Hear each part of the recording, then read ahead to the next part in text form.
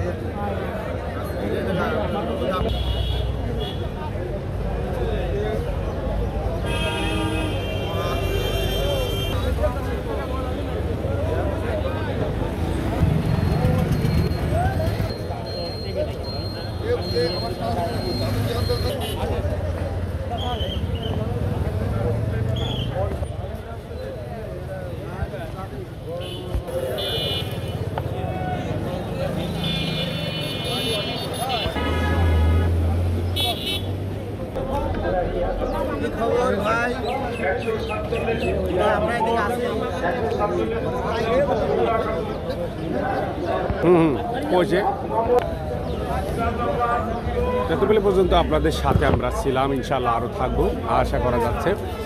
তো যে নির্বাচনটি চলছে ঝিনাইদহ ডায়াবেটিক্স সমিতির নির্বাচন, 2টি প্যানেল আপনাদেরকে আমরা ইতিমধ্যে কিন্তু জানিয়েছি।